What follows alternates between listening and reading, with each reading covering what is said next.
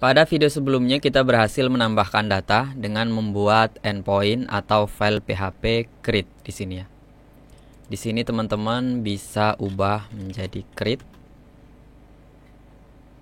Jadi di sini kita punya list data sama create. Nah, berikutnya kita akan membuat sebuah endpoint untuk melakukan update. Update dulu, habis itu delete gitu. Teman-teman bisa langsung duplikat di sini ya. Duplikat, terus kemudian di sini create copy ubah menjadi update, terus create update di sini data menjadi update.php. Kita belum bikin ya file PHP-nya ya. Kita save dulu, terus kemudian kita ke update jangan lupa di save. Untuk request menggunakan update, biasanya untuk REST API kita bisa menggunakan put atau path gitu. Tapi di video ini kita akan menggunakan put saja. Kita menggunakan put, terus kemudian kita tetap menggunakan body, form, URL, and code.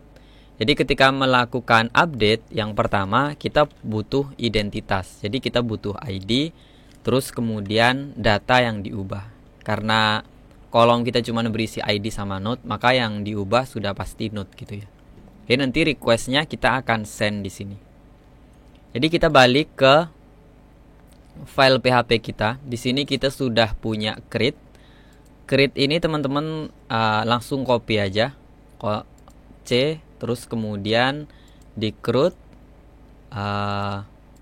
langsung Ctrl V gitu harusnya bisa. Ctrl V, oh nggak bisa. Kalau di Ctrl C terus Ctrl V, nah dia bisa ya. Terus di rename dia menjadi update. Untuk melakukan update, maka query yang diperlukan di sini sudah update.php ya. Jadi kita udah punya.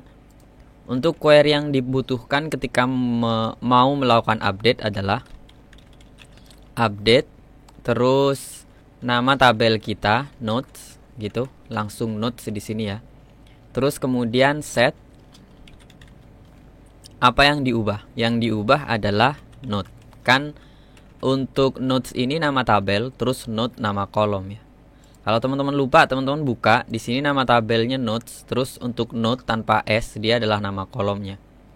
Jadi di sini yang perlu di set adalah update tabel node set sama dengan node. Node adalah kolomnya, maka node sama dengan kita bikin variabel nanti node.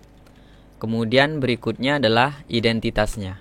Jadi kalau diubah gini aja maka dia akan merubah seluruh kolom yang ada di tabel gitu. Jadi kita perlu identitas where id sama dengan, jadi kita bikin dua variabel nanti. Variabel node sama variabel id. Terus kemudian MySQL query tetap, terus kemudian echo JSON encode di sini created aja yang kita ubah menjadi update. Tapi balik lagi untuk respon sangat fleksibel, teman-teman bisa ganti kalau errornya kurang gitu, error update atau apapun, teman-teman tambahkan pesan di sini. Kita coba dulu ya. Mungkin teman-teman belum pernah menggunakan MySQL sebelumnya. Kita balik ke last decrude, terus teman-teman masuk ke SQL. Kita paste tadi yang kita bikin. Update nodes tabel set node. Node adalah kolom yang ada di tabel. Terus misalkan kita berubah menjadi last day where id. Where id misalkan id-nya ada nggak ya? ID 3 misalkan. Kita belum sempat ngecek id. Where id 3 node diubah menjadi last day. Nah, di sini ya, where id 3, maka di sini node-nya berubah menjadi last day. Jadi kira-kira seperti itu cara kerja query yang kita bikin tadi. Maka kita balik lagi ke sini. Bedanya saat ini ketika kita menggunakan post, ketika kita bikin create menggunakan post, maka kalau kita lihat di sini di bagian create, maka dia melakukan post. Karena PHP sendiri tidak menyediakan untuk request put, maka teman-teman perlu menambahkan parse str di sini, tambahkan file get content pakai s. Terus kemudian tambahkan di dalamnya PHP input. kemudian variabel request yang akan kita gunakan. Kita taruh aja di sini value. Tapi di sini teman-teman bebas mau ditaruh post gitu biar mirip-mirip sama yang di sini, nggak masalah. Tapi saya taruh aja value di situ ya. Oh, value ini di luar. Kan di sini. Kita komanya di sini input, terus kemudian value. Nah, jadi yang di sini berubah menjadi value. Jadi value-nya adalah node. Terus value berikutnya adalah ID. ID, kemudian di sini ID. Kita coba save, terus kita kembali ke Postman yang sudah kita buat. Jadi sebenarnya sudah selesai yang kita bikin tadi ya. Kita menggunakan put update.php, kemudian ada ID sama node. Tadi yang kita ubah menjadi last day itu ID 3. Kita coba buat di sini node, kita kembalikan ke ASDF lagi.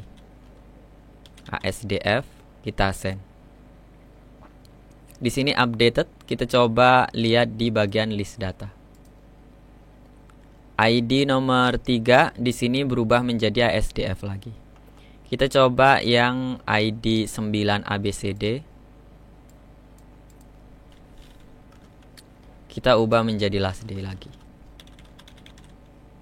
Send, updated list data. Nah, di sini berubah menjadi last day. Kira-kira seperti itu untuk melakukan update dengan put. Kali ini kita akan menambahkan delete. Delete kurang lebih sama. Jadi di sini update kita lakukan duplikat. Mungkin saya akan menambahkan untuk membuat variabel. Jadi biasanya kan kita kayak menambahkan endpoint. Jadi cara cepatnya sebenarnya gunakan duplikat biar endpointnya nggak buat dari awal lagi. Tapi misalkan teman-teman nambahnya manual di sini misalkan ya. Nah, apa yang dilakukan biar di sini kita tidak ngetik ulang depannya. Misalkan yang di sini adalah base URL, mulai dari HTTP sampai localhost root ini adalah base URL. Teman-teman copy, cut maksudnya. Terus klik option di sini. Masuk ke bagian edit, teman-teman masuk ke variables, terus di sini tambahkan base URL. Initial value, taruh base URL-nya di sini, terus kemudian update. Maka di sini teman-teman gunakan kurung kurawal. Tambahkan di sini kurung kurawal double. Nah, kurung kurawal double tambahkan di situ base URL. Nah, kalau merah tadi berubah menjadi oranye, maka dia sudah benar gitu. Jadi kalau kita arahkan kursor ke sini, dia muncul inisial, localhost, tutorial, /root gitu, base URL-nya. Jadi kalau kita misal copy ke list data kan sampai ke root / tadi ya. Nah, base URL kita send, maka dia tetap berhasil menggunakan variabel base URL yang sudah kita tambahkan tadi, dan berlaku untuk yang lainnya. Baik, kita balik ke delete lagi. Ini update copy. Yang pertama kita ubah dia menjadi delete. Terus kemudian delete ini kita juga tambahkan di bagian delete.php. Untuk melakukan delete, kita tetap menggunakan body form URL encode. Jadi di sini kan kalau mau hapus kita cukup butuh ID atau identitas satu aja. Jadi yang di sini node tidak perlu. Kita cuma perlu satu ID, kemudian ID berapa gitu yang mau dihapus. Terus kita send, baru kita akan menghapus data. Terus kemudian yang di bagian put kita arahkan ke delete. Nah, kita save dulu. Oke, di sini paling tidak kita sudah punya create, read-nya di list data, update sama delete. Kita balik ke file PHP kita. Yang bagian delete ini Ctrl C, terus kemudian Ctrl V. Kemudian teman-teman rename yang update copy tadi menjadi delete. Delete juga sama seperti put. Jadi tidak ada function request, tidak ada request dari PHP yang menyediakan untuk delete. Maka teman-teman tetap menggunakan parse str file get content input, kemudian di sini ada value. Cuman bedanya tadi kita cukup di bagian ID saja. Maka untuk query-nya adalah